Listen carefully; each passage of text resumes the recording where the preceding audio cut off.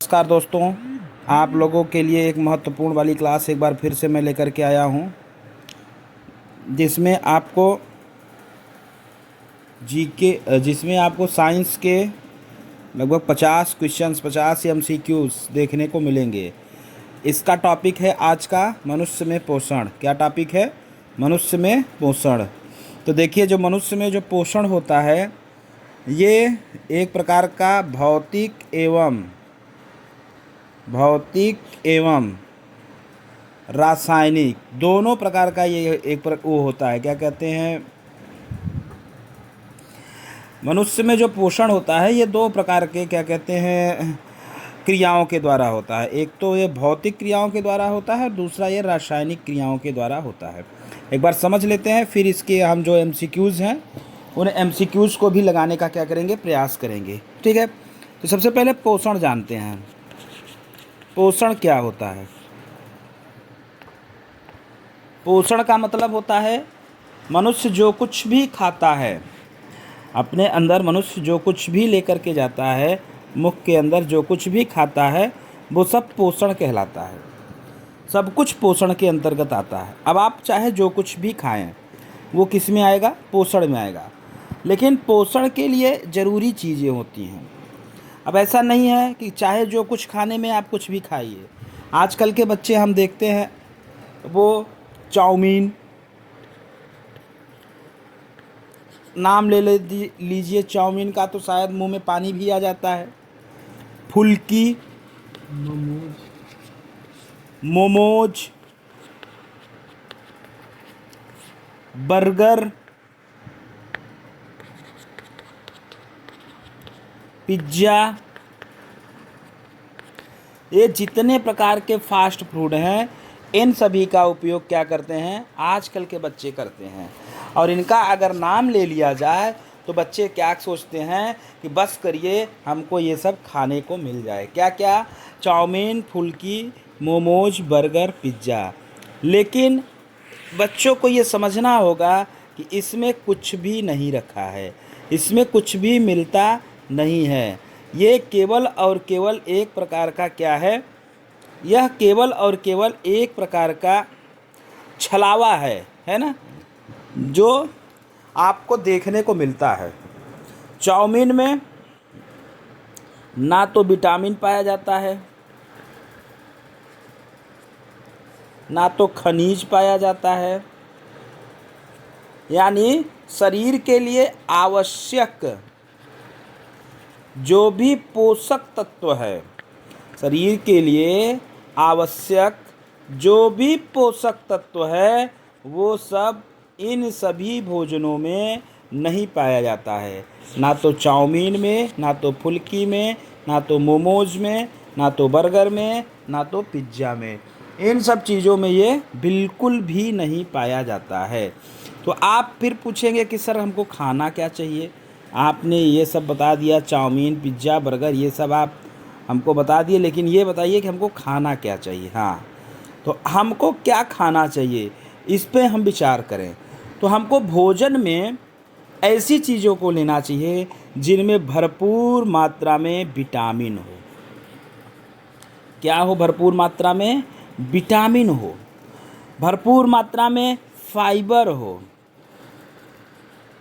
भरपूर मात्रा में खनिज हो, और इत्यादि आवश्यक मिनरल्स जो होते हैं, इत्यादि जो आवश्यक हमारे शरीर के लिए तत्व होते हैं, उनको हमको इसमें लेना चाहिए। भोजन में हमको इनको ग्रहण करना चाहिए। अच्छा, आजकल हम देखते हैं कि लोग फाइबर युक्त भोजन से बहुत ज़्यादा दूर होते चले जा रहे हैं। या अगर आप जितना दूर जाएंगे फाइबर युक्त भोजन से, उतना ही शरीर के लिए ये क्या है? हानिकारक है। आप जानिए, फाइबर जो होता है ये हमारे शरीर के लिए इतना आवश्यक होता है कि ये कुछ नहीं करता है। ये अपशिष्ट जो भोजन होता है, अपचित जो भोजन होता है, अपशिष्ट जो पदार्थ होता है, उसको शरीर से बाहर निकालने में बहुत ज़्यादा मदद करता है। अगर हम फाइबर युक्त भोजन नहीं करेंगे तो हमको बवासीर होने की बहुत ही 100% चांस है कि आपको बवासीर हो जाएगा। 100% चांस है कि आपको क्या हो जाएगा, बवासीर हो जाएगा। तो बवासीर की जो बीमारी होती है, चाहे वो खूनी बीमारी हो चाहे बादी हो, वो फाइबर युक्त भोजन नहीं करने के कारण होती है। और फाइबर युक्त भोजन जो करता है उनको ये सारी चीज़ें देखने को कम मिलती है, वो या होती ही नहीं है, इस तरीके से हम कह दें। अच्छा, कुछ में विटामिन्स भी हमारे शरीर के लिए बहुत ही लाभदायक हैं। अगर विटामिन को हम ना लें तो क्या होगा, तो हमारे शरीर में तमाम प्रकार के, नाना प्रकार के रोग देखने को मिलेंगे, भांति भांति प्रकार के रोग देखने को मिलेंगे। अब क्या, कौन कौन से रोग देखने को मिलते हैं? विटामिन ए से भी रोग देखने को मिलता है, रतौंधी। विटामिन बी से देखने को मिलता है बेरी बेरी। विटामिन सी से स्कर्वी नामक में तमाम त्वचा की खुजली हो जाती है, ये सारी चीज़ें देखने को आपको मिलती हैं। विटामिन डी, रिकेट्स की कमी हो जाता है। आयोडीन से घेंघा, ये जो सारी चीज़ें हैं ये इसी विटामिन के कारण होती हैं, इसी विटामिन युक्त भोजन न करने के कारण होती हैं। अगर हम अपने खान पान में बदलाव कर लें, यदि हम अपने खान पान में बदलाव कर लें तो हम निश्चित कह सकते हैं कि जो भोजन है वो हमारे शरीर के लिए लाभदायक होगा, वो हमारे शरीर के लिए बिल्कुल लाभदायक होगा। और ये जो मनुष्यों में पोषण है, ये पोषण जो होता है, ये पोषण जो होता है ये बिल्कुल ही अच्छा होना चाहिए। और जब इन पोषण युक्त पदार्थों को जब हम भोजन अंदर करेंगे तो उसको अंदर करने के लिए करते ही इसका पाचन होना प्रारंभ हो जाता है।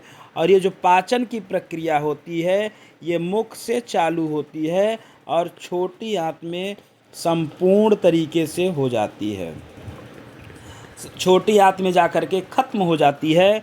और फिर बड़ी आंत में जल का और पोषक पचे हुए पदार्थों का अवशोषण होता है। और इसके बाद क्या होता है, हम बड़ी आंत के बाद सीधा अपशिष्ट पदार्थ जो अब भोजन होता है वो मलाशय में चला जाता है और वहाँ से शरीर के बाहर निकाल दिया जाता है। तो हम कह सकते हैं कि पाचन कहाँ से प्रारंभ होता है, मुख से। और ये जो मुख से लेकर के छोटी आंत तक एक प्रकार का नाल बना रहता है, इसको हम बोलते हैं आहार नाल। क्या बोलते हैं? आहार नाल।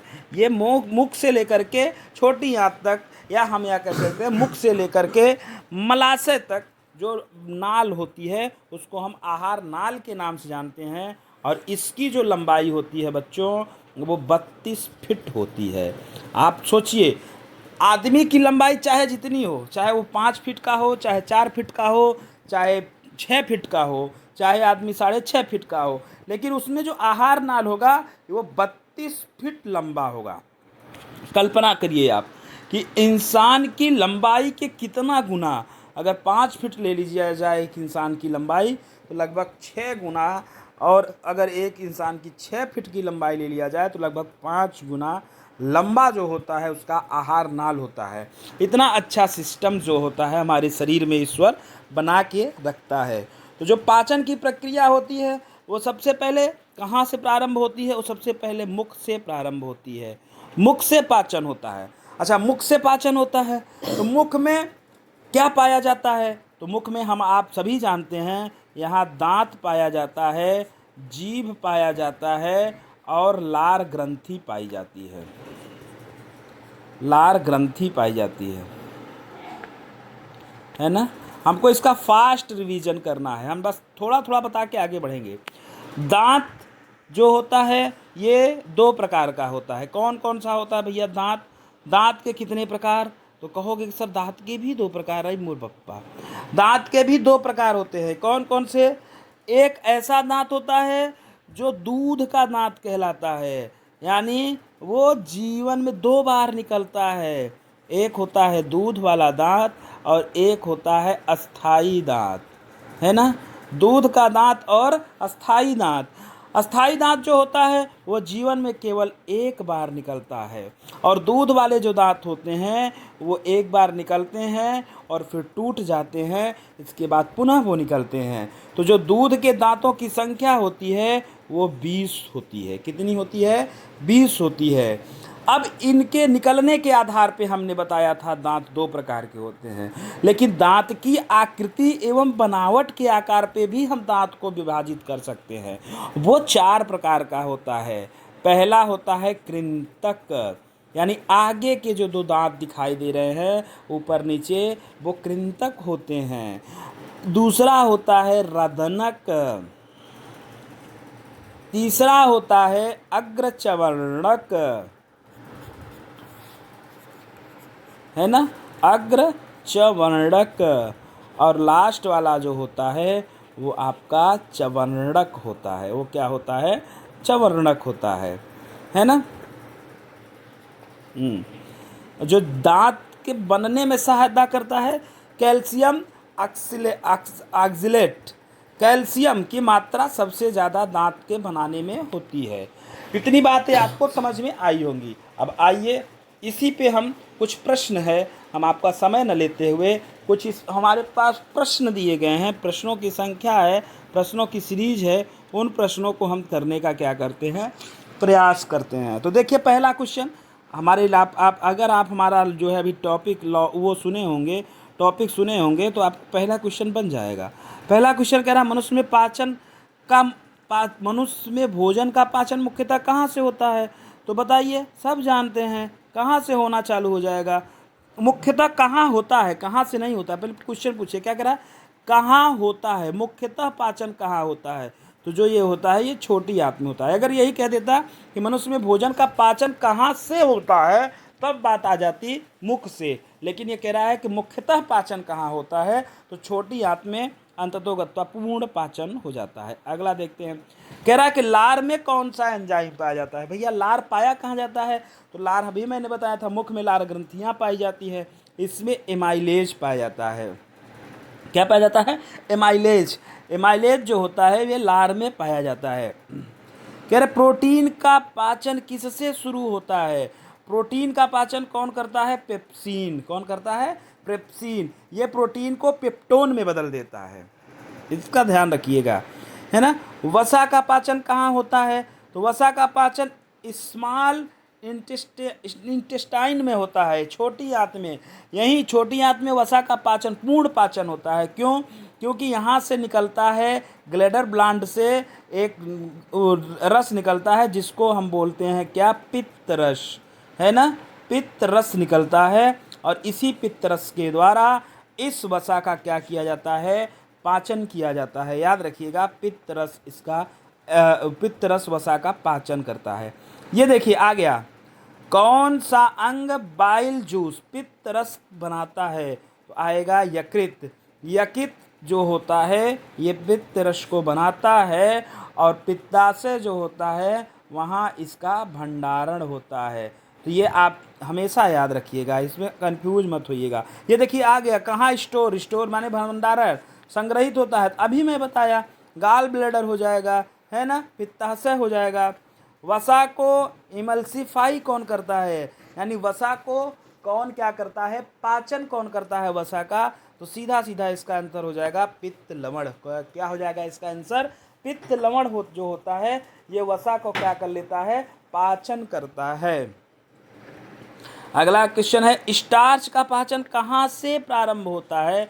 तो स्टार्च का जो पाचन होता है बच्चों, वो मुख से चालू हो जाता है पाचन होना, और मुख से स्टार्च का पाचन होकर के धीरे धीरे ये पाचित होने लगता है। अग्नाशय कौन से एंजाइम छोड़ते हैं? तो अग्नाशय जो होते हैं इसके लिए होता है लैट। इसका क्या है ये? इसका ट्रिक है लैट। एल से लाइपेज, ए से एमाइलेज और टी से ट्रिप्सिन। बोलिए, लाइपेज,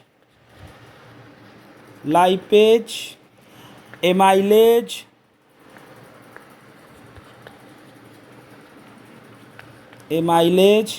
और अगला क्या है? ट्रिप्सिन।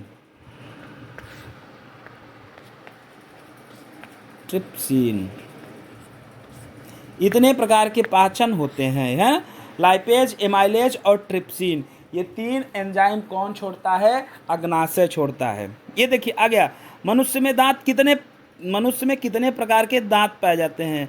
ये जब पूछ ले कि मनुष्य में कितने प्रकार के दांत पाए जाते हैं, तो मैंने बताया था 4 प्रकार के पाए जाते हैं। कौन कौन से? अभी आपको पता है, कृंतक, रदनक, अग्रचवर्णक और चवर्णक, है ना। कृंतक का काम है भोजन को काटना, रत्नक का काम है भोजन को फाड़ना, अग्रचवर्णक का काम है भोजन को छोटे छोटे भागों में तोड़ना, और चवर्णक का काम है भोजन को एकदम पीस करके खत्म कर देना। चलिए आगे देखते हैं। मनुष्य में पाचन तंत्र की सबसे लंबी भाग कौन सी होती है? सबसे लंबी भाग भैया छोटी भाग होती है। नाम इसका छोटी आंत है लेकिन है सबसे लंबी है। इसको बोलते हैं स्मॉल इंटेस्टाइन। क्या बोलते हैं? स्मॉल इंटेस्टाइन, है ना। मुंह मानव मुंह का पीएच मान कितना होता है? क्या होता है मानव मुंह, क्या होता है पीएच बताइए। ये कैसा होता है? तो ये न्यूट्रल होता है, ना तो ये अम्लीय होता है ना तो क्षारीय होता है, बिल्कुल कैसा होता है? न्यूट्रल होता है। तभी तो हम भोजन का क्या कर पाते हैं? स्वाद का पता लगा पाते हैं। कह रहा निम्नलिखित में से कौन सा एंजाइम दूध को जमाता है? तो रेनिन। रेनिन जो होता है ये दूध को क्या कर देता है? जमा देता है। आप लोग देखिए, आप जैसे ही दूध को पीजिए, दूध को पीने के 10 मिनट बाद अगर आप उसको उल्टी करेंगे तो दूध फटा फटा निकलेगा। वो फटा क्यों निकलता है? क्योंकि हमारे आमाशय में रेनिन क्या होता है, एक नामक एंजाइम जो होता है वो दूध में मिल जाता है, और जिसके कारण वो क्या कर देता है? दूध को फाड़ देता है, और फिर क्या होता है? वहाँ से दूध पचना प्रारंभ हो जाता है। मनुष्य में भोजन की नली, भोजन नली को क्या कहते हैं? भोजन नली को आहार नली कहते हैं या अन्न नली कहते हैं। ये जो आपका लैरिक्स है, ये लैरिक्स फेफड़े के लिए है। किसके लिए है? फेफड़े के लिए है, ठीक है। ये जो आपका ट्रेकिया है ये भी उसी फेफड़े के लिए है, और ये जो डेड्यूनम है इसको हम छोटी आंत का एक भाग बताते हैं। छोटी आंत में होता है ये डेड्यूनम, ठीक है। इसको जब हम आपको पूरी क्लास लेंगे, जब थ्योरी क्लास चलाएंगे तो उसमें बताएंगे। अभी तो हम केवल और केवल क्या कर रहे हैं? फास्ट रिवीजन कर रहे हैं, ठीक है। आगे चलते हैं। मानव शरीर में कौन सा दांत सबसे मजबूत होता है? तो ये होता है मोलर। यानी मोलर का क्या मतलब है? चवर्णक, जो क्या करता है? भोजन को पीसता है, ठीक है। अमाशय का पीएच मान कितना होता है? ये अम्लीय होता है। इसका पीएच मान 1.5 से लेकर के 2.5 होता है, 5 तक होता है, ठीक है। आगे, पाचन में HCl का काम क्या है? तो HCl एक ही काम करता है, ये पेप्सिन को सक्रिय करता है और भोजन को अम्लीय बनाता है। दो काम है इसका, एक तो ये पेप्सिन को सक्रिय करेगा, दूसरा भोजन को अम्लीय बनाएगा। इस बात को याद रखिएगा। मनुष्य में शर्करा का अंतिम उत्पाद क्या है? तो शर्करा का अंतिम उत्पाद इसका ग्लूकोज है। क्या है? ग्लूकोज है, ना तो मेल्टोज है ना तो फ्रक्टोज है, ये सब कुछ नहीं है। मनुष्य का अंतिम उत्पाद ग्लूकोज है। आगे, प्रोटीन का अंतिम उत्पाद क्या होता है? अमीनो एसिड होता है। अमीनो एसिड के रूप में प्रोटीन अपने शरीर में क्या करता रहता है? घूमता रहता है। वसा का अंतिम उत्पाद क्या है? वसा का अंतिम उत्पाद है फैटिक एसिड एंड ग्लाइसरेल, है ना। ये वसा का है। इंसुलिन किस अंग से स्रावित होता है? इंसुलिन आपका पेनक्रियाज से स्रावित होता है। पेनक्रियाज याद रखेंगे इंसुलिन के लिए। कौन सी विटामिन वसा में घुलनशील है?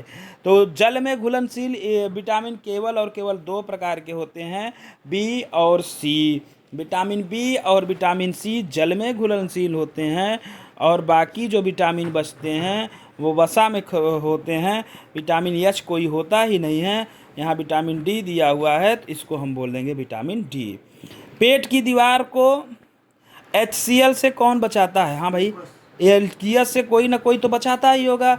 उसका आंसर आएगा म्यूकस जो होता है वो HCl से बचाता है। अगर म्यूकस नाम का एंजाइम हमारे उसमें ना पाया जाए या म्यूकस नहीं पाया जाए हमारे क्या कहते हैं पेट में, तो HCl जो है हमारे पेट को भी क्या कर दे? चीर फाड़ करके ख़त्म कर दे, है ना। छोटी आंत का देखिए पहला वाला भाग डेड्यूनम कहलाता है ना। पहला डेड्यूनम है, दूसरा क्या है? पहला ही भाग क्या कहलाता है?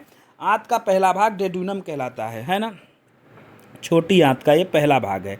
जो छोटी आंत होती है उसका ये पहला वाला भाग है। इसको हम जब थ्योरी पढ़ाएंगे तो आपको और अच्छे से इसको समझाएंगे। भोजन और श्वसन को अलग अलग करने वाला ढक्कन कौन सा है? तो ये इपोग्लोटिक्स है। ये इपोग्लोटिक्स डायरेक्ट मस्तिष्क से क्या करता है? संचालित होता है। इसीलिए कहते हैं भोजन करते समय फुली कांस्टेंट होकर के भोजन हमको करना चाहिए, नहीं तो हिचकी आने लगती है। क्या आने लगती है? हिचकी। और हिचकी आने लगती है तो लोगों को लगता है कि कोई हमको याद कर रहा है, लेकिन ऐसा होता नहीं है। दरअसल हिपोग्लोटिक्स करता क्या है, जब आप पूर्णतः कांस्टेंट भोजन नहीं करेंगे तो उसको पता नहीं चलेगा कि भोजन आ रहा है कि श्वास आ रहा है। तो भोजन के एक दो टुकड़ों या कुछ टुकड़ों को भेज देगा श्वास नली में, और जैसे ही श्वास नली में जाएगा भोजन, तो उधर से क्या होगा, वायु का एक झटका प्रेशर भेजा जाएगा फेफड़े के द्वारा कि ये गलत जगह पे आया जा रहा है भोजन, इसको क्या करो, इसको आहार नाल में जाना चाहिए। तो ये श्वास नली में चला आ रहा है, तो इसको उसको निकालने के लिए क्या करते हैं, वायु का प्रेशर आता है तो हमको अचानक से हिचकी आने लगती है। इसीलिए कहते हैं भोजन को क्या करना चाहिए, पूरी तरह के चबा करके करना चाहिए। आगे, आहार नली की गति को क्या कहते हैं? आहार नल की गति जो होती है वो क्या कहलाई जाती है? तो कहलाई जाती है पेरिस्टालिसिस। क्या कहलाई जाती है? पेरिस्टालिसिस ये होती है। कौन सा अंग विष हरण करता है? तो विष हरण मतलब एल्कोहल, या आप कह लीजिए या कोई अगर आदमी विष खा लेता है तो उसको हरण मतलब उसको पचाने का काम एक ही करता है, और वो है लीवर। लीवर क्या करता है, ये विष को भी पचा सकता है।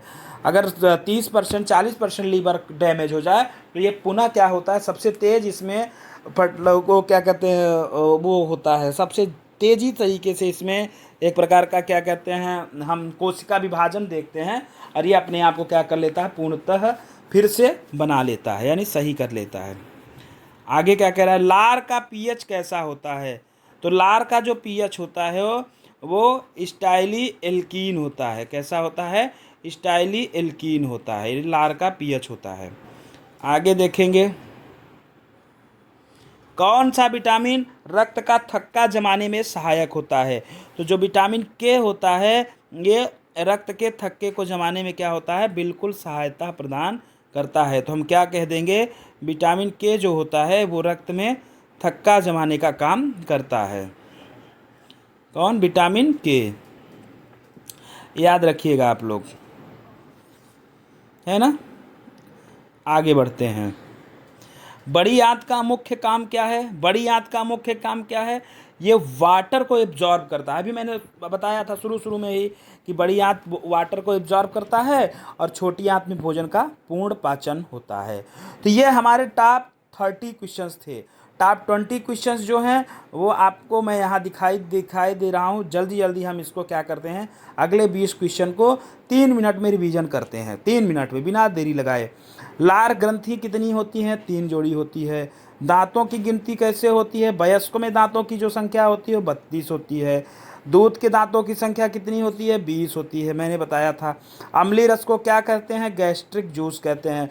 इसके बढ़ जाने के कारण क्या होता है, तो इंसान को अपच बीमारी होती है, जिसको कंट्रोल करने के लिए इंसान क्या करता है, इनो और नींबू पानी पीता रहता है। स्टार्च को माल्टोज में कौन बदलता है? तो एमाइलेज बदलता है। पित्त का रंग कैसा होता है? हरा पीला होता है। हरा पीले आकार का क्या होता है? पित्त होता है। लगभग आहार नाल की लंबाई कितनी होती है? लगभग 9 मीटर होती है। लगभग 9 मीटर होती है। 15 से 1.5 से गुणा कर लीजिए। 15 अट्ठे 100, 15 से करें 15 नवैया 100।